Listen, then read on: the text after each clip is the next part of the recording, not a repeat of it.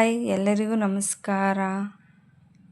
ನಮಗೆ ಗಾಳಿ, ಬೆಳಕು, ನೀರು ಪ್ರಕೃತಿದತ್ತವಾಗಿ ಏನೇನು ಸಿಗಬೇಕು ಅದೆಲ್ಲ ನ್ಯಾಚುರಲಾಗೆ ಸೃಷ್ಟಿ ಆಗಿಬಿಟ್ಟೈತ್ರಿ.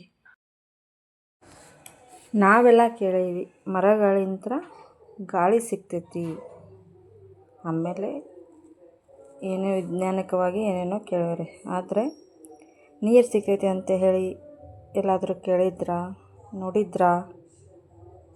ಇಲ್ಲಲ್ಲ. ಈ ಕಾಡಿನಲ್ಲಿ ವಾಸ ಮಾಡೋರಿಗೆಲ್ಲ ನಾವು ನೋಡೇವ್ರಿ ಅಂತ ಹೇಳಿ ಅಂದ್ಬಿಡ್ತಾರೆ. ಆದರೆ ಇವ್ರು ಯಾರು ಸಿಟಿ ಒಳಗೆ ಯಾರು ಇರ್ತಾರಲ್ಲ, ಈಗ ಜಾಸ್ತಿ ಕಾಡನ್ನು ಯಾರು ನೋಡಿರಲ್ಲ ಅಂಥವ್ರಿಗೆಲ್ಲ ಕೇಳಿದರೆ ಇಲ್ಲ ಅಂತಾನೆ ಹೇಳ್ತಾರೆ ರೀ, ಅವರು ನೋಡಿಲ್ಲ. ಇದೇ ನೋಡಿ ಮತ್ತಿ ಗಿಡ. ಈ ಗಿಡದೊಳಗೆ ನೀರು ಸಂಗ್ರಹಣೆ ಆಗುವ ಪ್ರಕೃತಿಯ ಒಂದು ಅದ್ಭುತ ಅಂತಲೇ ಹೇಳ್ಬೋದು. ಇದಕ್ಕೆ ಇನ್ನೊಂದು ಏನು ಹೆಸರು ಇದೆ ಅಂತಂದ್ರೆ ಕ್ರೊಕೊಡೈಲ್ ಬಾರ್ಕ್ ಟ್ರೀ ಅಂತ ಹೇಳಿ ಕರೀತಾರೆ. ಯಾಕಂದ್ರೆ ಇದ್ರ ಮೇಲೆ ತೊಗಟೆ ನೋಡ್ರಿ, ಇದು ಯಾವ ಥರ ಐತಂದ್ರೆ ಈಗ ಮೊಸಳೆ ನೋಡ್ತಾರನ ಆಗೋದಿಲ್ಲ. ಹಾಗಾಗಿ ಇದನ್ನು ಕ್ರೊಕೊಡೈಲ್ ಬಾರ್ಕ್ ಟ್ರೀ ಅಂತ ಹೇಳಿ ಕರೀತಾರೆ. ಹಾಗಾದರೆ ಇದರಲ್ಲಿ ನೀರು ಯಾವ ಥರ ಸಂಗ್ರಹಣೆ ಆಕತಿ ಅಂತ ನೋಡೋದಾದ್ರೆ, ಮರದ ಬೇರಿನ ಮೂಲಕ ಭೂಮಿಯೊಳಗೆ ಹೀರಿಕೊಂಡ ಹೆಚ್ಚಿನ ನೀರನ್ನು ಕಾಂಡದ ಒಳಭಾಗದಲ್ಲಿ ಕ್ಸೈಲಮ್ ಎಂಬ ಅಂಗಾಂಶ ಇರ್ತೈತ್ರಿ. ಆ ಅಂಗಾಂಶದಲ್ಲಿರುವ ಪೈಪುಗಳಂತಹ ರಚನೆಯಲ್ಲಿ ಈ ನೀರನ್ನು ಸಂಗ್ರಹಣೆ ಮಾಡ್ಕೊಂತೈತ್ರಿ. ಇದು ಕಾಂಡದಲ್ಲಿ ವಿಶೇಷವಾದ ಟೊಳ್ಳಾದ ಅಥವಾ ಸಡಿಲವಾದ ಕೋಶಗಳಿರ್ತಾವಲ್ಲ, ಆ ಕೋಶಗಳು ಸ್ಪಂಜಿನಂತೆ ನೀರನ್ನು ಹಿಡಿದಿಟ್ಕೊತೈತ್ರಿ. ಇದರೊಳಗಿಂತ ಸ್ಪಂಜ್ ನೋಡಿರಲ್ಲ, ನೀರು ಅಲ್ಲಿ ಅದ್ದಿದ್ರೆ ಯಾವ ನೀರನ್ನು ಹೀರ್ಕೊಂತೈತಲ್ಲ, ಹಂಗನ ಇದು ಸಹಿತ ನೀರನ್ನು ಹಿಡಿದಿಟ್ಕೊತೈತ್ರಿ. ಹಾಗಾದ್ರೆ ಇದು ಸಾಮಾನ್ಯ ಮರಗಳಲ್ಲಿ ಕಂಡು ಬರಲ್ವಾ ಈ ಪ್ರಕ್ರಿಯೆ ಅಂತಂದರೆ, ಖಂಡಿತವಾಗಿಯೂ ಸಾಮಾನ್ಯ ಮರಗಳಲ್ಲಿ ಇರ್ತೈತಿ. ಆದರೆ ನೀರು ಸತತವಾಗಿ ಚಲನೆಯಲ್ಲಿರ್ತೈತಿ. ಹಾಗಾಗಿ ಇದು ಸಾಮಾನ್ಯ ಮರಗಳಲ್ಲಿ ಕಂಡುಬರಲ್ಲ. ಹಾಗೇನೆ ಎಲ್ಲ ಮತ್ತಿ ಗಿಡದಲ್ಲೂ ಈ ಪ್ರಕ್ರಿಯೆ ನಡೆಯೋದಿಲ್ಲ ರೀ. ಕೆಲವೊಂದಿಷ್ಟು ಮರಗಳಲ್ಲಿ ಮಾತ್ರ ಈ ಪ್ರಕ್ರಿಯೆ ನಡಿತೈತಿ. ಹಾಗಾದರೆ ಇದು ಯಾವ ಥರ ಹೊರಗೆ ಬರ್ತೈತಿ ನೀರು ಅಂತಂದರೆ, ಒಂದು ಚಾಕುವಿನಿಂದ ಚುಚ್ಚಿದಾಗ ಒಳಗಿರುವ ನೀರಿನ ಮೇಲೆ ಪ್ರೆಷರ್ ಉಂಟಾಗಿ ಅದು ಹೊರ ಹರಿಯಲು ಶುರುವಾಗ್ತೈತ್ರಿ. ಇಲ್ಲಿದೆ ನೋಡ್ರಿ ನೀರು ಯಾವ ಥರ ಹೊರಗೆ ಬರಾಕತ್ತೈತಿ ಅಂತ ಹೇಳಿ. ಇದರಲ್ಲಿ ಸುಮಾರು 2-3 ಲೀಟರ್ನಷ್ಟು ನೀರು ಸಿಗ್ತೈತ್ರಿ. ಇದು ಕುಡಿಯಲು ಯೋಗ್ಯನಾ?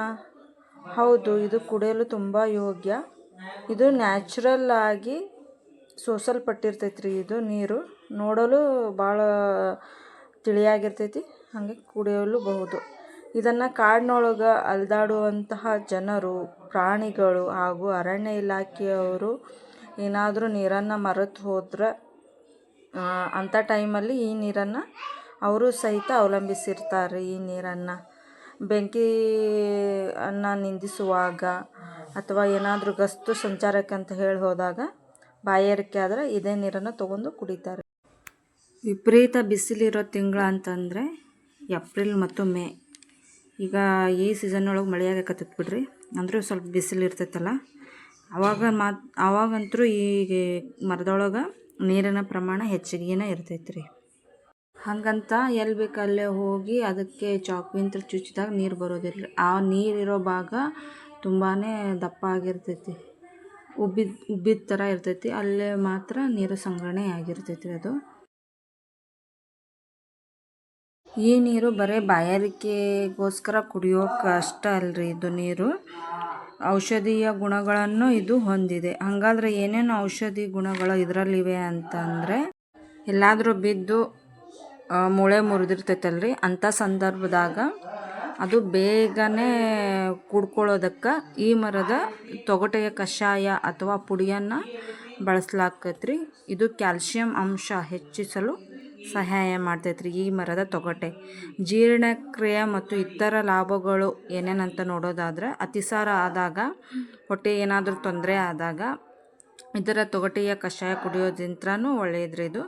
ಹಾಗೆ ಮಧುಮೇಹ ರಕ್ತದೊಳಗೆ ಇರುವಂಥ ಸಕ್ಕರೆ ಅಂಶನ ಸಮತೋಲನದಲ್ಲಿಡಲು ಇದು ತುಂಬಾ ಸಹಕಾರಿ ಅಂತ ಹೇಳ್ತಾರೆ ರೀ. ಉಸಿರಾಟದ ಸಮಸ್ಯೆ ಏನಾದರೂ ಇದ್ದರೆ, ಕೆಮ್ಮು, ಅಸ್ತಮ ಅಥವಾ ಗಂಟಲಿನ ಸೋಂಕುಗಳ ನಿವಾರಣೆಗೆ ಇದರ ಔಷಧೀಯ ಅಂಶಗಳು ತುಂಬಾ ಕೆಲಸ ಮಾಡ್ತೈತ್ರಿ. ರಕ್ತದ ಒತ್ತಡವನ್ನು ಕಡಿಮೆ ಮಾಡುವುದರ ಜೊತೆಗೆ ಹೃದಯದ ಸ್ನಾಯುಗಳನ್ನು ಸಹಿತ ಬಲಪಡಿಸ್ತೈತಂತ್ರಿ ಇದು.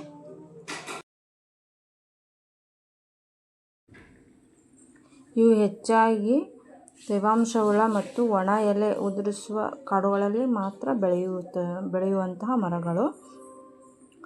ಇವು ಉತ್ತರ ಕನ್ನಡ ಜಿಲ್ಲೆ, ದಕ್ಷಿಣ ಕನ್ನಡ ಜಿಲ್ಲೆ ಮತ್ತು ಶಿವಮೊಗ್ಗ, ಚಿಕ್ಕಮಗಳೂರು ಮತ್ತು ಕೊಡಗು, ಈ ಕೊಡಗಿನೊಳಗೆ ಇದಕ್ಕೆ ಮತ್ತಿಮಾರ್ ಅಂತ ಹೇಳಿ ಕರೀತಾರೆ. ಇಂಥ ಜಿಲ್ಲೆಗಳಲ್ಲಿ ಹೆಚ್ಚಾಗಿ ಕಂಡುಬರ್ತವೆ ಮತ್ತು ವನ್ಯಜೀವಿ ಧಾಮಗಳಲ್ಲಿ ಸಹಿತ ಈ ಮರಗಳನ್ನು ನಾವು ಕಾಣಬಹುದು. ಇವತ್ತಿನ ವಿಡಿಯೋದಲ್ಲಿ ನಾನು ಹೇಳಿದಂತಹ ಮತ್ತಿ ಮರದ ಬಗ್ಗೆ ಕೊಟ್ಟಂತಹ ಮಾಹಿತಿ ನಿಮಗೆ ಇಷ್ಟ ಆಗಿದೆ ಅಂತ ಹೇಳಿ ಅಂದ್ಕೊತೀನಿ ರೀ. ಬಾಯ್.